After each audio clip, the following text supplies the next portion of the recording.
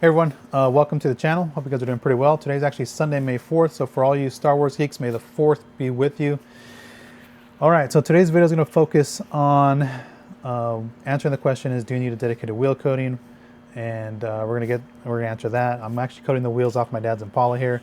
I actually chose the worst wheel to demo because he actually curbed it. It's got a nice curb rash all the way from like this bottom portion here all the way to the top.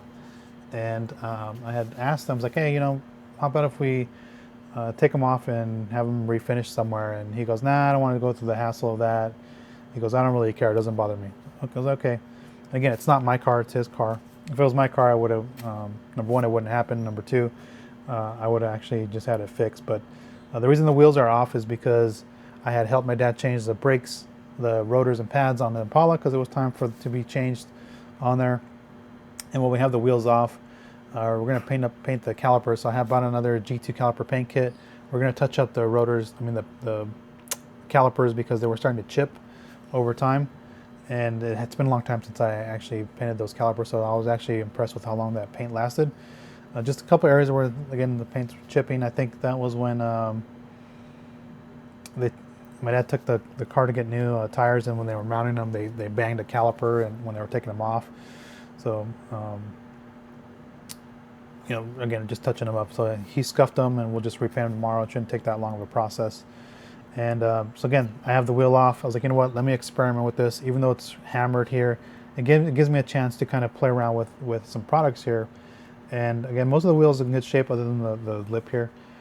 Not a big deal here. And so what I ended up doing, and I know people are going to get upset, like, why are you coating a wheel that's damaged? So number one, because I can. Number two, again, it gives me a chance to experiment with some products and some coatings and whatnot here.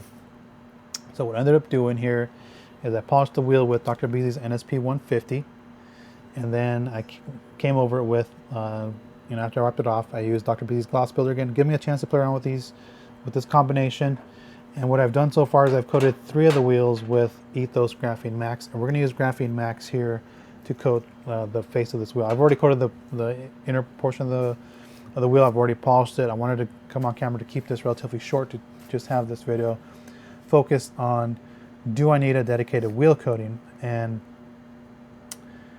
so let's go on the topic of coatings here for a minute before we actually coat the face here. And I want to get on topic of, I'm going to go way back into the early 2000s. Some of you guys were even around in the detailing game. I've been around for this thing for a very long time.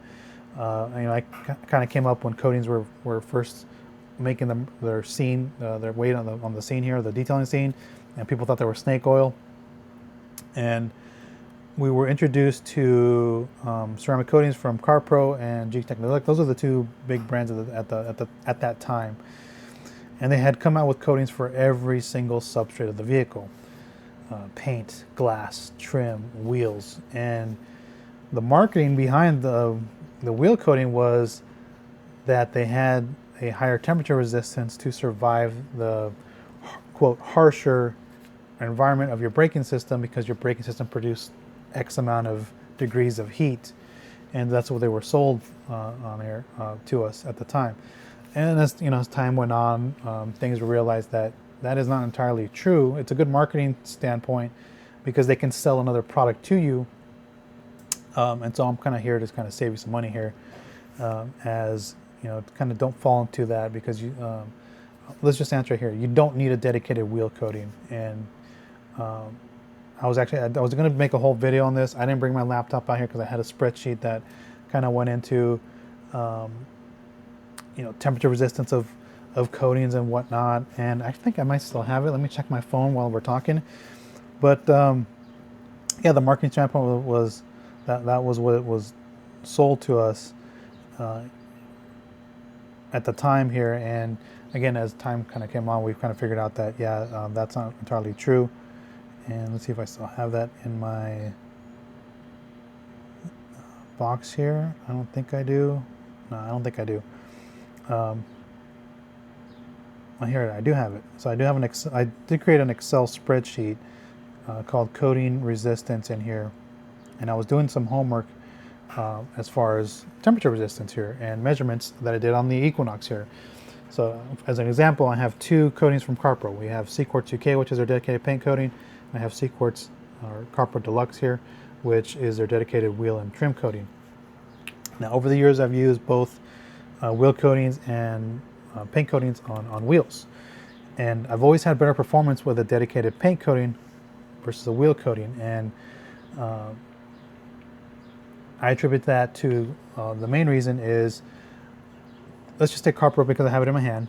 CarPro has tweaked this formula, again, they're version 3 to 3.0, over the course since it first came out. Because they want to have their coating be the best on the market, right? So they're competing with like a G-Technic, a Geon, or whoever else has a coating that's these days.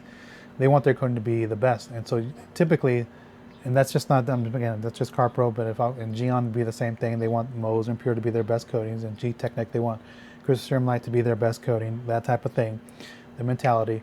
And so again, they constantly tweak the formula, and their paint coating is usually the one that gets updated more often than not, and it often is their flagship coating, meaning they put their resource into that coating to have their best performing coating, which number one kind of explains why I get better performance out of this than versus Deluxe, which hasn't had many reformulations over the course of its existence. And so I want to kind of mention that real quick. I think that's one of the primary reasons why we're getting better performance. And number two is, again, we were sold that the temperature resistance from your braking system is a lot higher, and that's not necessarily true. I did multiple measurements of the Equinox, and here's what I came up with here, in just some average temperatures here. Like I measured here's one for the caliper. So I did some just average measurements, freeway driving to work, and then on the back home, taking the streets, which was a little, different time difference there. And for the caliper, for example, it averaged about 96 degrees Fahrenheit, 35 degrees Celsius. And the rotor, which is probably the hottest area there, averaged at 137 degrees Fahrenheit, 58 degrees Celsius. And the spoke of the wheel on the face here, like for example here, measured on average 95 degrees Fahrenheit and 35 degrees Celsius. Again, not very high in temperature. And where, let's see, I have Carpro Deluxe, for example. Let's see, where's Carpro Deluxe? Did I save it? Carpro Deluxe has a temperature resistance rating of 1,000 degrees Fahrenheit, 537 degrees Celsius. Again, we're not even coming close to those numbers. And if we look at Seaquart's UK 3.0, its temperature resistance, believe it or not, has a better temperature resistance, 1,472 degrees Fahrenheit, 800 degrees Celsius. I got those numbers directly from Avi. So that's just an example of temperature resistance. So again, paint coatings these days have a high temperature resistance to where they're going to perform perfectly fine during your braking system. I have the temperature resistance from the DIY coatings. G-Technic Crystal Light has a good range, and since we're going to be using Ethos Graphene Max, this has a temperature range 2,200 to 3,300 degrees Fahrenheit, and that equals to 1,200 to 1,800 degrees Celsius. Again, way more than what we need for that. So again, I just wanted to kind of get on that. So to answer the question is, you don't need a dedicated wheel coating for that. Just get yourself the paint coating that you're using. If you're using Seaquart's UK, possibly buy I think they make a 50 ml bottle, possibly buy a 50 ml bottle. Coat your car, because I would recommend using 2 layers on the paint. You can get by with 1 layer as well, but again, just buy the bigger bottle just to have a little bit more product on there. Like for example, Graphene Max, I have a 50 ml bottle, which if I wanted to coat paint and wheels, I'd have plenty, because I have quite a bit left here. I have like almost half a bottle, 3/4 of a bottle left. So let me just, first thing you want to do is shake it, because it is graphene coating here. And I spoke to Tim about this. I was like, hey, I have the Pro coating and I have this. I was like, which coating would you recommend to use for wheels? And so I'm going to just go ahead and load this up. And he goes, go ahead and use Graphene Max. And so again, we're looking at Graphene Max. It has the highest solid content of all their coatings, even their Pro coating. And so I was just like, you know what, okay, that makes sense. I'll just go ahead and use this. And the application is pretty straightforward.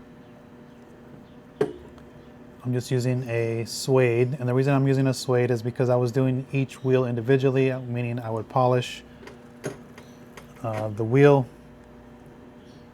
and then I would coat it, and so I was just using a suede rather than using a nice, like coating block like this, because I would have to go through a couple of them, and I was like, why waste that when I can have a suede here? I'm just loading more coating on here.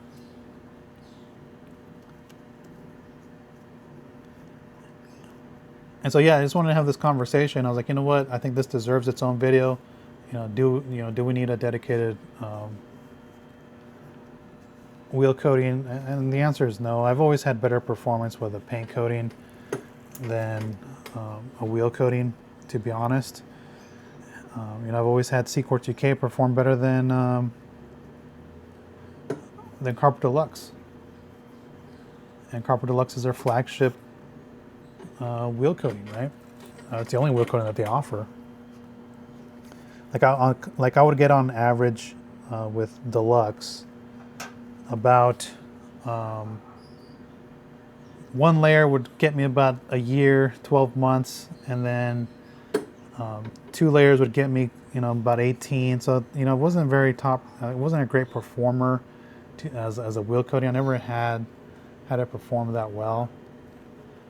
And so I was like, you know what? Let me try C-Quartz UK, and C-Quartz UK just did a lot better. It easily made 2 years,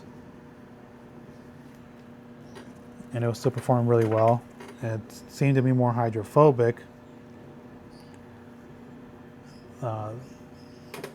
than Deluxe. And again, it just seemed to perform a lot better. And let me just pop that suede off. And I could say the same thing with these wheels. I coated them. I think that I coated 2 years ago with ADS wheel coating. Again, this is this is better than Deluxe. In my experience on it, it just seemed to perform a lot better. But even this kind of struggled for me. 18 months, the wheels had lost most of its hydrophobics, especially on the barrel. It looked like it was still doing pretty well. When I decon these wheels prior to prepping them, it almost looked like the coating wanted to come back, but it just never did. After doing the decon and using an acid, it just never really came back to. What I mean by acid is that I have the DIY Detail water spot remover. It just didn't bring it back. So iron remover didn't bring it back. Claying on the inside of on the barrels didn't help bring it back. Using DIY Detail water spot remover did look like it brought some hydrophobics back, but it wasn't enough to really say, hey, the coating's still there. So yeah, it just kind of didn't perform that well for me, and I was like, you know what? I'm going to have to just go back to using a paint coating, because on my Grand Prix, I've actually had Adam's Graphene and Advanced Graphene for I think 4 years at this point. Now it's losing its hydrophobics, but that's a long time for that car that used to be a daily driver. So I have the next LED light in here, but kind of hard to see this because this coating rainbow is kind of fast. I can see that right here pretty good. So I'm just going to go ahead and wipe it down. So it rainbows and then it turns into a haze. It's kind of hard to see with this light and this conditions here, plus the wheels are silver. Let me just kind of turn this up so you guys can actually see what I'm doing. And now that it's sitting on there. But yeah, the Adams coatings have done really well for me on the wheels. And they have the same temperature resistance as the Ethos stuff. Oh yeah, perfect time because it's starting to feel a little tacky. And so I wanted to just have this video kind of just talking about, should you invest your money in a wheel coating? My honest answer to you would be no. He goes, just use whatever paint coating that you're going to use. Just buy the bigger bottle if they do offer it, or buy a second bottle just in case, and use that, and you'll be perfectly happy with the performance that you get. Again, most factory wheels are clear coated, just like these. And again, a coating is designed to bond to clear coat. There's exceptions where you run into like a wheel, like a satin or matte type wheel, and coatings really don't perform that well on those anyway, but it's good to coat them anyway, just to protect them and make them easier to maintain. So yeah, I just want to have this conversation with you guys. I think it's a worthwhile conversation to have.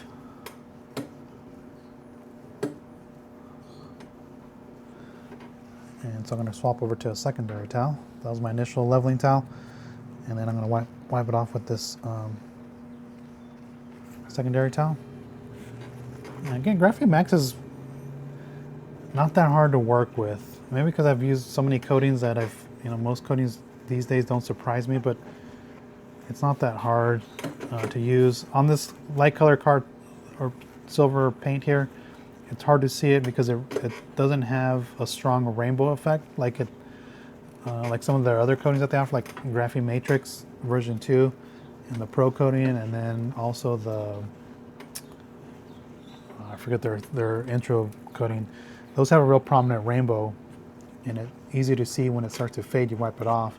But this one kind of formed a little haze. So I was trying to see if that light would show me the haze. Kind of did, but it was better for me to just kind of go by touch. And I can feel it's a little grabby. Right now it's really slick. Like I can actually see my finger here. So it's really slick on the wipe off. And again, I spoke to Tim and he said that's their most durable coating. He goes, because I also have the Pro coating. I was like, which one would you recommend? He goes, well, just go ahead and use the Graphene Max that has the, and I looked on their website. It says it has the most solids of all their coatings.